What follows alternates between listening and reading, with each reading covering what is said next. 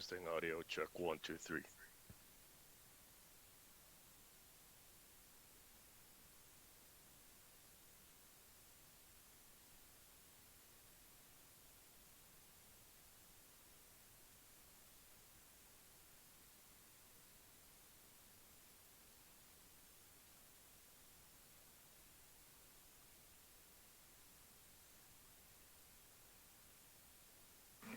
Hi, Councillor Power. Can we test your audio? Hi, good morning. Thank you. We can hear you. Thank you.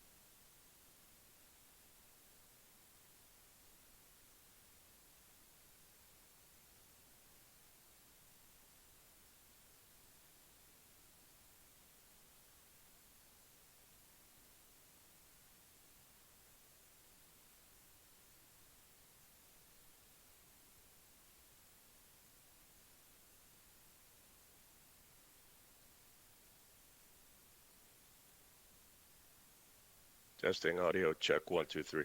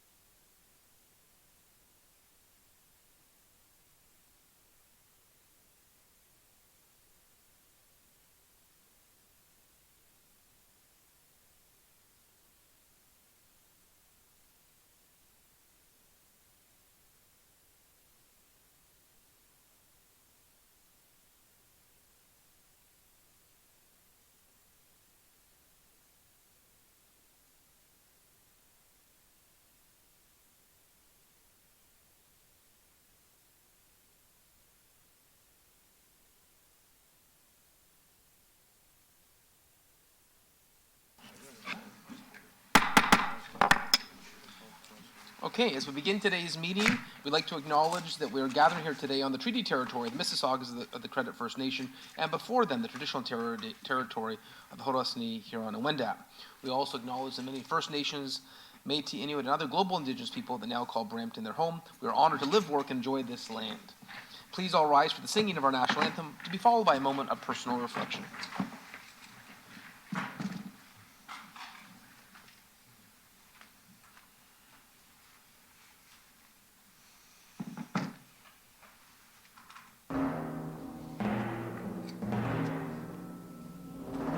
Oh, Canada, our home and native land, true patriot love in of us command. With glowing hearts we see thee rise, the true north, strong and free. From far and wide, oh Canada, we stand on guard for thee. God keep our land glorious and free. Oh Canada, we stand on guard for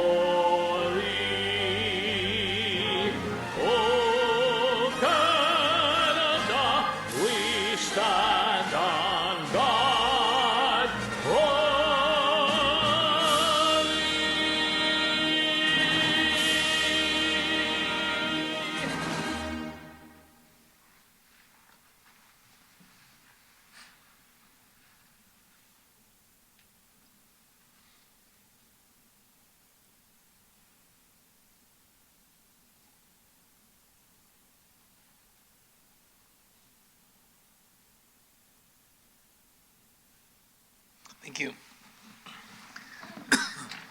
Welcome to our regular council meeting of January 22nd, 2025.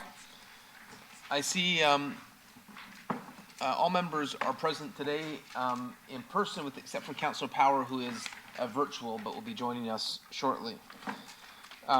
We are now at item 2, approval of the agenda. We have a number of clerk updates. Through you, Mayor Brown. Revised agenda was published Tuesday afternoon. The following items were included. 12.3, the minutes were published.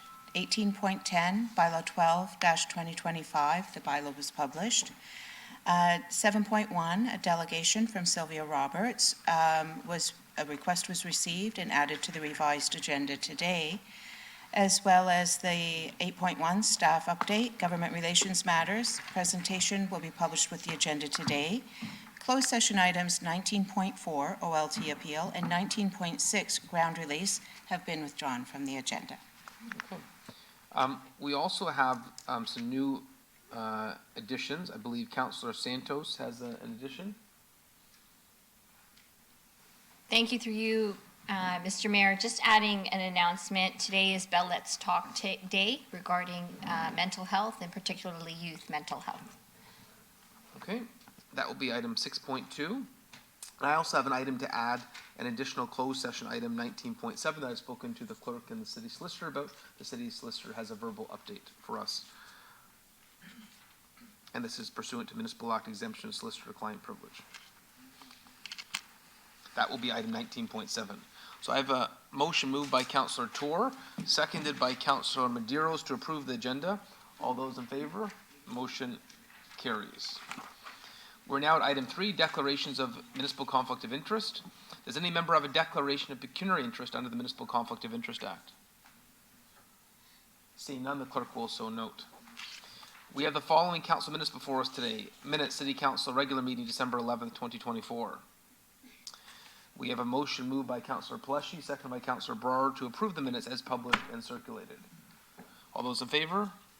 Motion carries. This takes us to consent motion. As part of our consent motion process, I will read each agenda item that is subject to the consent motion. Any member may verbally identify the item to be held for debate during the meeting. Any item not held for debate will be considered as part of the consent motion and voted on for approval. 8.1, government relations matters. 12.1, Minutes Planning Development Committee. 12.2, Minutes Planning Development Committee. 12.3, Minutes Committee of Council. 12.4, Minutes Audit Committee. 13.1 is to be held for a delegation. 16.1, Referred Matters List. 19.1, Closed Session Minutes, City Council. 19.2, Closed Session Minutes, Committee of Council. 19.3, OLT Appeal, Ward 6. 19.4, 19.6 has been withdrawn. 19.5, Bill 240, Peel Transition Implementation Act. And then we have the verbal update, 19.7, which is held. The clerk will summarize those items to be included in the consent motion for approval. Through Mayor, the following items will be included on the consent motion. 8.1, Government Relations Matters. 12.1, Minutes, Planning and Development Committee. 12.2, Minutes, Planning and Development Committee. 12.3, Minutes, Committee of Council. 12.4, Minutes, Audit Committee. 16.1, Referred Matters List. 19.1, Closed Session Minutes, City Council. 19.2, Closed Session Minutes, Committee of Council. 19.3, Report OLT Appeal. 19.5, Report Bill 240, Appeal Transition. And that's it. Thank you. We have a motion moved by Deputy Mayor Singh, seconded by Councillor Fertini, to approve the consent motion. All those in favor? Motion carries. This takes us to item 3, proclamations. We got a few proclamations today.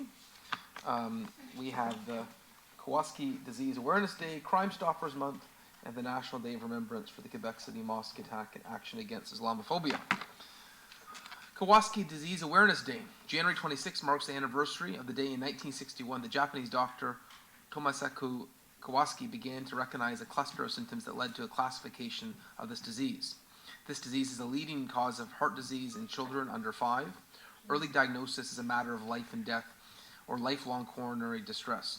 The window for diagnosis is a mere 10 days. When undiagnosed and untreated, this heart-wrenching disease leads to long-term complications, coronary artery aneurysms that may ultimately result in heart attacks, congestive heart failure, or sudden death. Approximately 650 Canadian children under the age of 5 will be affected by this disease annually, and approximately 25% of these children will develop permanent heart damage. This organization is the only Canadian national charity working to improve the outcomes for this disease and strives to be at the forefront of Kawasaki disease issues by collaborating with families affected by the disease and medical professionals. Kawasaki Disease Awareness Day will be recognized through various activities which are aimed at increasing awareness of this disease among all residents of Brampton. As a growing urban center with many young families, this increased awareness can help avoid late and misdiagnosis, saving children from permanent heart damage or even death. Do we have any representatives from this foundation here today? Seeing none, we'll make sure that this proclamation is shared with them. Our next proclamation is for Crime Stoppers Month. January is National Crime Stoppers Month in Canada. Peel Crime Stoppers is a volunteer-led charitable organization promoting community safety and well-being in Peel region since 1997. The program is a collective effort between the public, media, and the police. Crime Stoppers provides a confidential platform for concerned citizens to report suspicious or illegal activities by calling the anonymous tip line at 1-800-222-8477. Peel Crime Stoppers will be recognizing volunteers, supporters, and community partners during the month of January. Public safety is a shared responsibility. Working together, we are building a safer and stronger community. I'm Mayor Patrick Brown. On behalf of Brampton City Council, do hereby proclaim January 2025 as Crime Stoppers Month in the city of Brampton. Do we have a representative of Crime Stoppers here today? I know they normally attend this proclamation. If they show up later, we'll get a photo with them. If not, we'll make sure this proclamation is delivered to them. Our last proclamation is for the National Day of Remembrance of the Quebec City Mosque attack and action against Islamophobia. And I'll note we are presenting the proclamation today, but next week on January 29th, we have a remembrance ceremony here at City Hall as we have hosted every year. January 29th marks the National Day of Remembrance of the Quebec City Mosque attack and an action against Islamophobia designated by the Canadian government to honor the survivors and victims of this vicious assault on the worshippers of the Islamic Cultural Centre in St. Foy, Quebec in 2017. During this attack, 6 people lost their lives and dozens of others were injured. It took the lives of Ibrahima Berry, Mamadou Tenu Berry, Khalid Belakemi, Abu Bakr Tabiti, Abdel Karim Hassan, Azzedine Sufyan. We remember and honor them. Brampton Imams represent 80,000 Muslims in the city of Brampton through faith places across the city. They represent imams that led congregations in Brampton. Vigils and memorials will be held across the city and the country. The community will create awareness for this day at local masjids and encourage prayers for those who lost lives in 2017. The National Council of Canadian Muslims is leading the National Day of Remembrance of the Quebec City Mosque in action against Islamophobia. Together we will fight Islamophobia and condemn all forms of hate while breaking down the walls of hate for a united Brampton. We hope for a more loving and caring city where we can be a united community with love and understanding for each other. And members of council will be mailed from NCCM a green square, and that represents the carpet at this mosque. I know some members of council were with me at FCM in Quebec City a few years ago. It was during Ramadan, and we fasted with the community, broke our fast with members of the Quebec City Mosque, but just to see that masjid and to see the bullet fragments and damage done to the building, just horrifying. I had a chance to meet some of the victims, some of the survivors. Just horrendous that something like that, something as evil as that can happen in our country. And it's not lost on me that it happened in London too. Hate is vile, it's a cancer, and I think cities like Brampton and cities across the country need to say, not in our country. This is not something we tolerate. And so this is why we remember this day, and I look forward to the ceremony that we will be hosting to remember and recommit our city to action against hate and Islamophobia. So I believe we have some representatives here today to receive the proclamation, and I'm going to ask all members of the council to join me as we present this proclamation.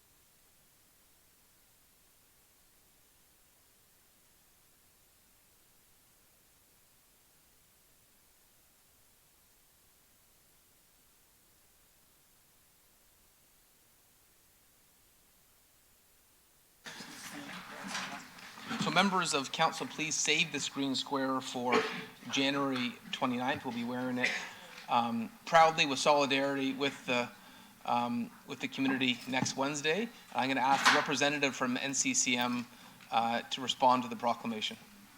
If you want to join us at the front. Good morning, city leaders and members of the Brampton community. My name is Fatima Abdullah, and I'm an advocacy officer at the National Council of Canadian Muslims, and I'm joined by Imam Tariq. On behalf of NCCM, our community, and myself, I would like to express my heartfelt gratitude to the City of Brampton for officially proclaiming January 29th as a day of remembrance of the Quebec City Mosque attack and action against Islamophobia. This recognition is not only a reflection of your leadership, but also a testament to Brampton's commitment to fostering inclusion, understanding, and compassion. January 29th holds deep significance for Muslims across Canada. Proclaiming this day reaffirms the resolve of the city to say loudly and clearly that hate has no place here. This day also ties closely to the Green Square campaign, a national movement symbolizing remembrance and hope. The Green Square represents the green carpets of the Quebec City Mosque, where worshippers stood in prayer before the tragedy struck. By wearing the Green Square, we honor those lives lost and commit ourselves to building a safer, more inclusive Canada for everyone. Your proclamation is a meaningful step toward raising awareness and inspiring action. It serves a reminder of the work we must continue to do together to challenge prejudice, dismantle hate, and promote justice and equity for all. So thank you for standing with us and demonstrating that Brampton is a community that embraces diversity and values every resident. Thank you. Thank you. Thank you. And just to say, Imran Ali, thank you for being here as well. Imam, yeah.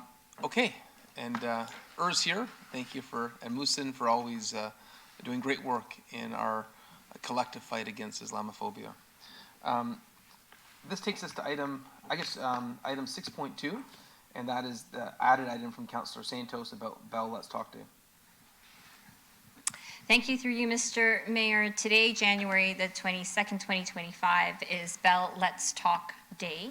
Bell Let's Talk is a year-round initiative committed to driving positive change by investing in mental health projects and programs and putting a spotlight on mental health through Bell Let's Talk Day, Canada's annual day for mental health. This year, the campaign highlights the progress that has been made and discusses what still needs to be done to support those with mental health challenges, including Canada's youth who are facing growing mental health crisis. On Bell Let's Talk Day, January 22nd, Canadians can donate $5 by text, with 100% of the proceeds going to 6 youth mental health providers: Integrated Youth Services, jack.org, Kids Help Phone, National Association of Friendship Centers, Strongest Families Institute, and Youth in Mind Foundation. Canadians can double their impact as Bell will match all $5 donations up to a total of $1 million. And encourage everybody to make those donations today. Certainly in the city of Brampton, we have been investing a lot of time and effort in supporting our young people. Personally, since February of 2020, where I hosted a roundtable with various principals at schools, calling for help for our young people in Brampton with respect to their mental health issues. COVID happened, but we didn't stop as a city to try to address the shortage of mental health supports for our young people. And we've passed a numerous amount of motions.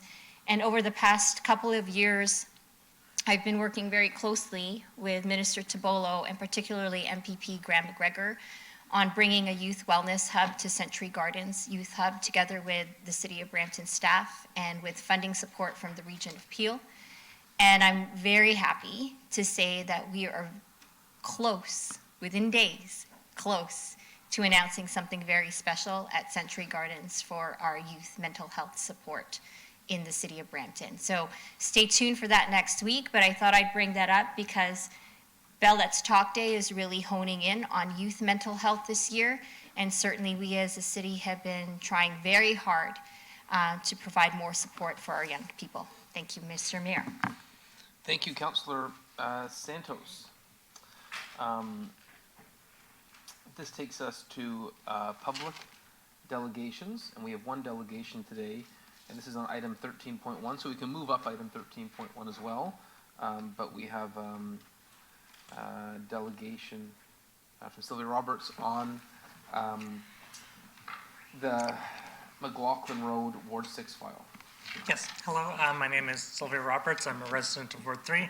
These are more high-level questions regarding it, and it specifically talks about how no parking variance should be given on it because it's not in a major transit station area, which I get.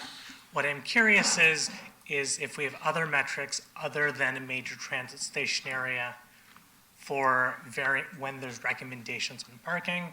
So for example, I live in Peel Village, Steeles and Kennedy. When we have the Chinguacousy Zoom launch, there is going to be a bus running through that intersection more frequently than every 60 seconds. But it's not a major transit station area. So if our rules are only major transit station areas should get an exemption, this leads to significant areas of the city where there are good transit, and the Brampton Transit is running very good transit, but we don't have the rules built in place to make it clear.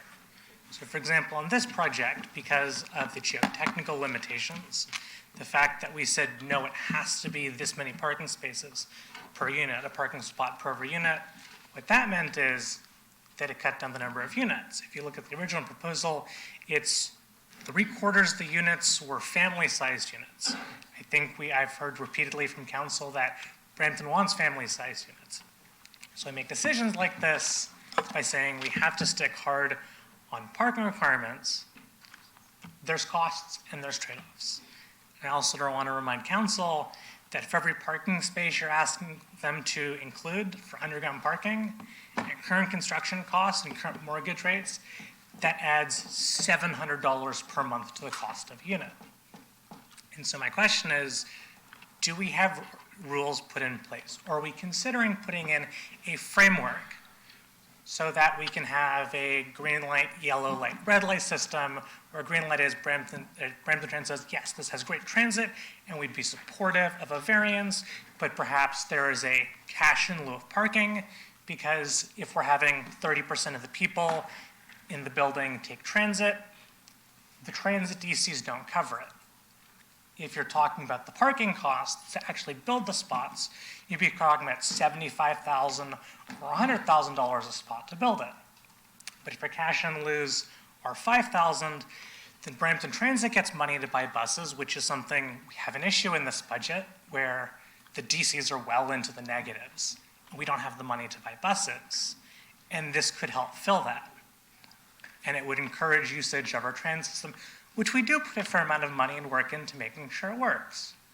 So, do we have a system other than, is it a major transit station area, to assess if it's good transit? And if so, is there some kind of framework that is published somewhere for people to see whether that's residents or for a developer? Because if you want to bring forward an application, if there's clear guidelines, that makes it much easier to plan.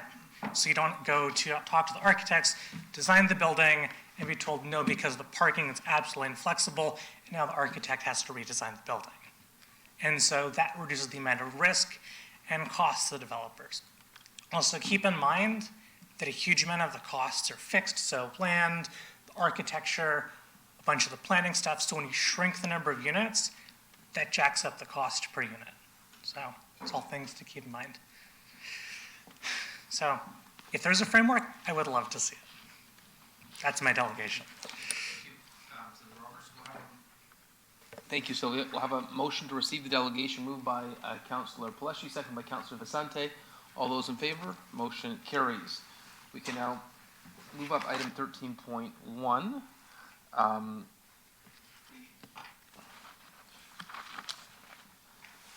And 13.1 is the staff report application amend the official plan and zoning bylaw for McLaughlin Road, Ward 6. Do any members have questions? Councillor Burr. Thank you. Through you, Mr. Mayor. So with this application, we have been reaching out to our residents from this area. We've seen they have come to delegate at the planning meetings, and it was important for Councillor Pelletier and I to hear from them and how they feel. So this area right now is already having parking issues, and I think that was a big concern for our residents for this development to come in this area. And just seeing the congestion in this area is already high, and I think residents are really concerned that having more apartment building that it's 10-story high and having more people come into this area would cause a lot of trouble. So I know Councillor Pleshy, we have been going back and forth with this, talking to our residents, but we are the voice for our residents, and really, I don't feel comfortable with this application right now, and I would not be able to support this. Councillor Pleshy. Thank you, Mr. Mayor. I agree with my my ward partner. A number of issues with this location. With McLaughlin Road being so overused, and a lot of the residents are really they're knowing of what this application means to the area. This mall is completely packed to the south of them, overflow into their community, constant parking concerns, anywhere from noise, mufflers, but that McLaughlin Road and Bovaird intersection is a very congested intersection. So they talk a lot about, the infrastructure isn't ready for any kind of increase of development. To Councillor Brar's point, where we're not going to just support this application. That being said, if this application tends to be approved by way of LPAT or anything of that, I really want to ensure that this community is protected by any of the overflow. So I think there's some future stuff that we're definitely going to look at, but I also want to commend staff in the work that they did with this application. When it went dormant because of the landowners not doing anything about it, staff were always fully prepared to restart any of the process and putting this out to the community after the developers had after they had taken a little hiatus, and then brought it back. I commend staff on the work that they did to get it back out into the public, to ensure that the public did have another say in the matter, just as they did a few years ago. So I want to thank staff, and if you'd like to take the vote, Mr. Mayor, I'd like to call a recorded vote, please. Okay, before we have the recorded vote, I just wanted to say, I recall this file, and I asked the planning commissioner why it's been sitting so long, and just for awareness, they had a public meeting in 2021, but there was no activity for 3 years, so no submissions by the applicant. So staff reached out and said, are you going to submit your reports? They then resubmitted in July 2024 and created a new file because of the extensive period of inactivity. And only with that submission in June of 2024 did they provide the traffic and FSR matters that were required to be satisfied. We've seen projects like this. I know there was one in Wards 9 and 10 that was approved in 92 days. And so this may look like it's a long time. I don't want anyone to think that Brampton doesn't move fast when it comes to building housing. But sometimes you have speculators that are unsure whether they're going to make the investment. And it speaks to the AMO advocacy campaign around use it or lose it. We have limited servicing capacity. We want to support new housing. And frankly, if you're going to use staff time and then not build, it's one of our frustrations. So I just wanted to put it out there. The delays were not on the city side. We have a recorded vote by way of standing, and we'll have the clerk conduct that. Through Mayor Brown, would all members in favor of this motion please stand? So I see Councillor Medeiros, Councillor Fortini, Councillor Tour, Deputy Mayor Singh, Mayor Brown, Councillor Keenan, Councillor Vicente, and Councillor Santos. And all members opposed, please rise. Councillor Power is online, I'll ask him. And opposed, I see Councillor Palashi and Councillor Brar. And Councillor Power, how do you vote? In favor. Okay, And and that that was motion moved by the Deputy Mayor Singh and seconded by Councillor Tory. Thank you. That motion carries. Okay, that takes us to, we've dealt with 8.1 on consent.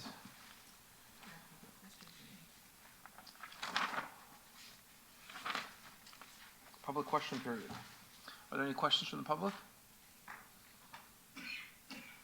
Any submissions online? Through Mayor, I don't see any online. No. This takes us to bylaws. We're now at the portion of the meeting dealing with adoption of city bylaws to give effect to council decisions made at this meeting. I have a motion moved by Councillor Keenan, seconded by Councillor Power, to approve the bylaws 3/2025 to 12/2025 inclusive. All those in favor? Motion carries. Now, we have one in-camera item. How long would the clerk like to go in camera? 15 minutes? Sure. Okay, so at 10:20, we will be meeting in the boardroom for the in-camera item. And just to state that everything discussed in camera will be reported out in public session. A motion to go into camera, moved by Councillor Santos, second by Councillor Basante. All those in favor? Motion carries.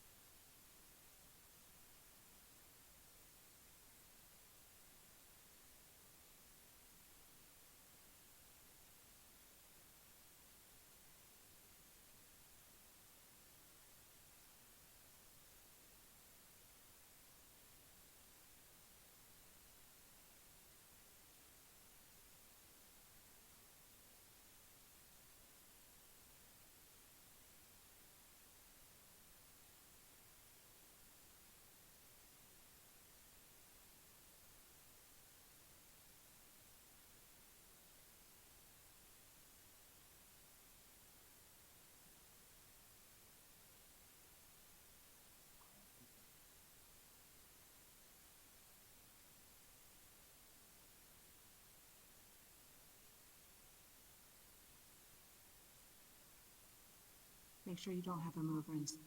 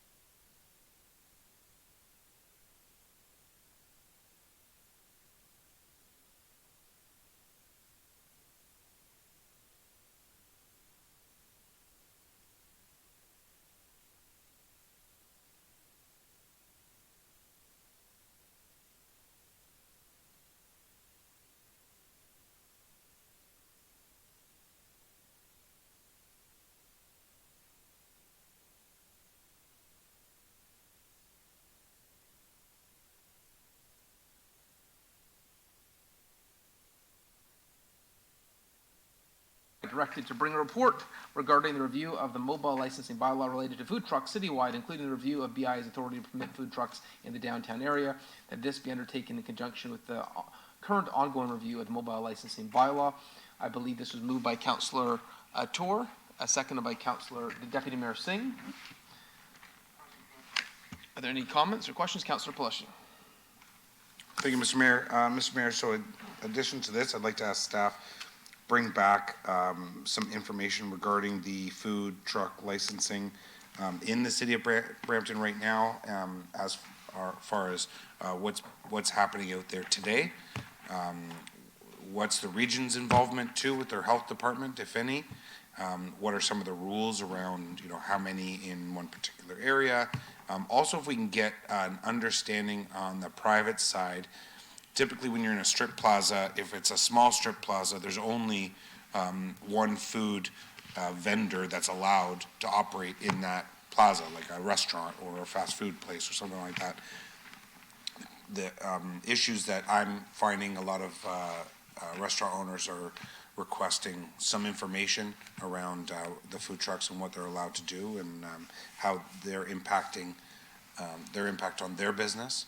So if we can bring back as much information as possible prior to the mobile licensing bylaw review, so that we can educate ourselves to see what's currently ongoing out there. Thank you, Mr. Mayor. Okay. Thank you, Councillor Plush. We have the motion on the floor.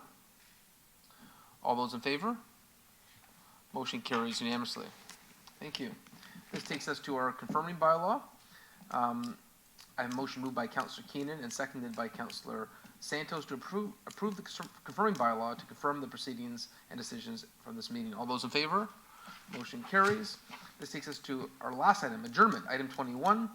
Our council is next scheduled to meet February 5th, 2025 at 9:30 a.m. I have a motion moved by Councillor Basante, seconded by Councillor Brar to adjourn today's meeting. All those in favor? Motion carries.